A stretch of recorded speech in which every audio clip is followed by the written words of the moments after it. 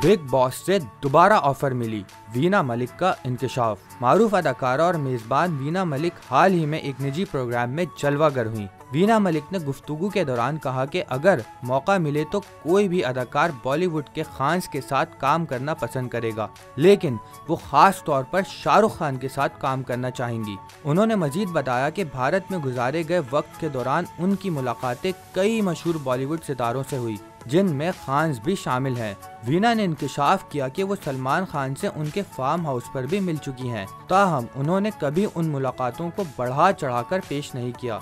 Big boss के बारे में बात करते हुए वीना मलिक ने कहा कि ये एक बड़ा प्लेटफॉर्म था और इसकी अपनी मखसूस व्यूअरशिप थी। उन्होंने एतराफ़ किया कि शोबिज़ इंडस्ट्री में तनाज़ात अक्सर वायरल हो जाते हैं और बिग बॉस भी ऐसा ही एक प्रोग्राम था। वीना मलिक ने मजीद कहा कि उन्हें दोबारा बिग बॉस में शिरकत की पेशकश हुई थी, लेकिन उन्होंने अपने बच्चों के साथ वक्त गुजारने के लिए ये मौका ठुकरा दिया।